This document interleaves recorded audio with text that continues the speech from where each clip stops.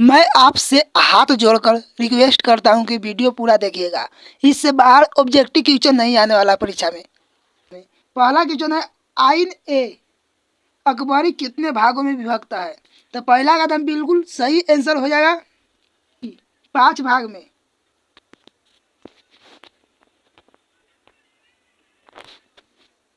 अकबरनामा की रचना किसने की थी? तो इसका बिल्कुल एकदम सही आंसर हो जाएगा दूसरा के डी, अबुल फजल ने। दिन ए इलाही संबंधित है, तो तीसरा का बिल्कुल एकदम सही आंसर हो जाएगा सी, अकबर से। 16वीं सदी में भारतीय गांवों में जो अनेक बाहरी ताकतें दाखिल हुई वे थी, तो चौथा का बिल्कुल एकदम सही आंसर हो जाएगा डी, इनमें से सभी। मुद्रा और बाजार, मुगल राज और व्यापार, इनमें से सभी हो जाएगा। मुगल कालीन ऐतिहासिक स्रोतों में शामिल थे, तो पंचवा का ऐतिहासिक ग्रंथ भी शामिल था, सरकारी तथा गैर सरकारी दस्तावेज भी शामिल था, और उस कलासा में बनी इमारतें भी, स्मारक भी शामिल था। इसका बिल्कुल एकदम सही आंसर है डी, उपयुक्त में से सभी। मुगल काल में भारतीय फारसी स्रोत किसान के लिए आमतौर पर क्या प्रयोग करते थे? तो छठा का बिल्कुल हम सही आंसर हो जाएगा रैयत एरियाल, मुजरियान, असमी या किसान, बिल्कुल तुम सही आंसर हो जाएगा डी, सभी। मुगल काल में भारत में सबसे ज्यादा उगाई जाने वाले फसल थी, तो संतवा का बिल्कुल तुम सही आंसर हो जाएगा ए, चावल, गेहूं, ज्वार और बाजरा, इनमें से सभी हो जाएगा डी, चावल, गेहूं, ज्वार और बाजरा, ये हो जाएगा एकदम बिल्कुल सही आंसर।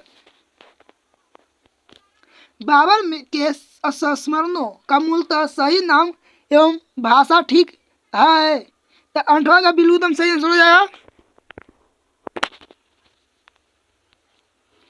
ए, तुजुक ए बाबरी एवं तुर्की।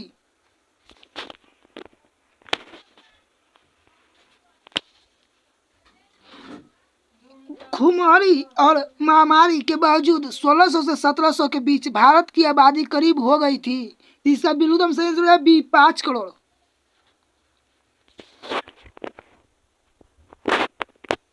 खरीफ फसल किस ऋतु में होती है?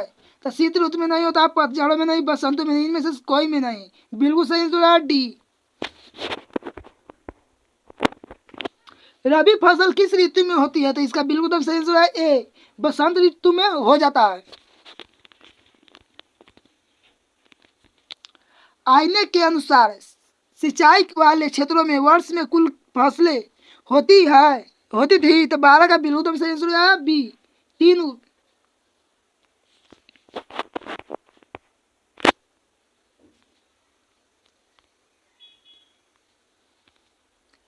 भारत में 17वीं सदी में जो भी फसल रूप में अफ्रीका और स्पेन से रास्ते से आई थी उसका नाम था, तो 13 का नाम बिल्कुल सही हो जाए ए, मक्का नाम था।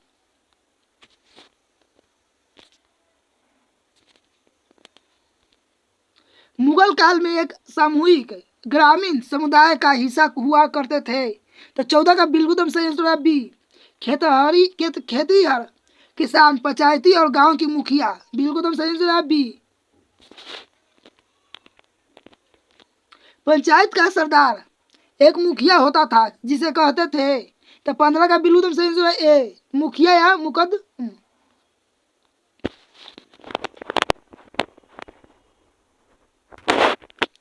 राजस्थान और महाराष्ट्र दोनों प्रांत भारत के जिस भाग में आते थे वह है, तो 16 का बिल्कुल एकदम सही आंसर है ए, पश्चिमी भाग में। परगना मुगल काल में था, तो 17 का बिल्कुल एकदम सही आंसर हो जाए ए, एक प्रशासनिक प्रमंडल है। पेशकश का अर्थ था, तो 18 का दम बिल्कुल सही आंसर है बी, मुगल राज के द्वारा ली जाने वाली एक प्रकार की भेंट। अकबर ने टोडरमल को दीवाने एस अशरफ कब नियुक्त किया था? बिल्कुल सही हो जाए ए, 1582 में।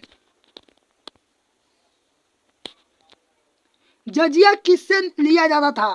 तो 20 का बिल्कुल एकदम सही आंसर है डी, जिमियो से।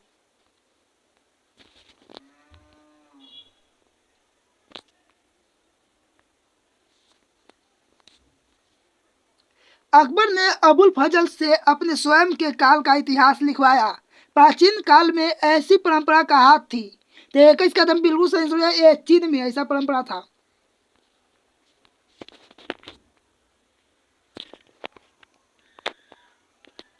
अकबरनामा एवं आईने एक बड़ी के अनुवादक कौन थे? तो बेबरीज भी थे, जेरेंट भी थे और ब्लैकमैन भी थे। इनमें से सभी हो जाएगा डी, बिल्कुल एकदम सही आंसर।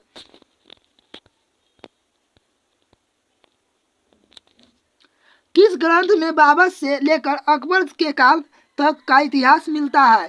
तो 23 कदम बिल्कुल सही आंसर है बी, अकबरनामा में।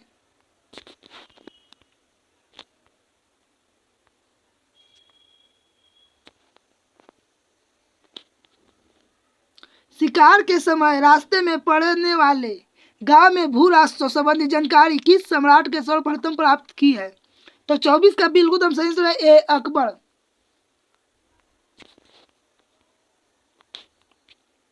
तंबाकू पर किस शासक ने प्रतिबंध लगाया है?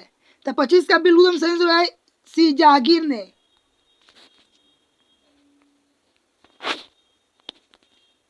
साम्राज्यवादी इतिहासकार है?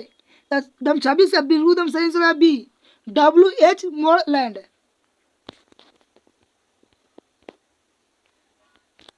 भारत में तंबाकू का पौधा लाया गया था। तो कहाँ से लाया गया था? तो इसका बिल्कुल एकदम सही आंसर है सी, पुर्तगालियों द्वारा पुर्तगाल से। आईने एक बड़ी के अनुसार भूमि को कितने भागों में बांटा गया था? तो 28 का बिल्कुल एकदम सही आंसर है सी, 4 भागों में।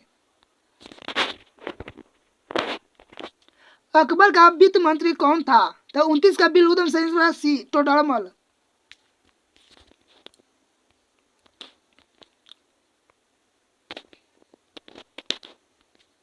तंबाकू का सेवन सर्वप्रथम किस मुगल सम्राट ने किया था?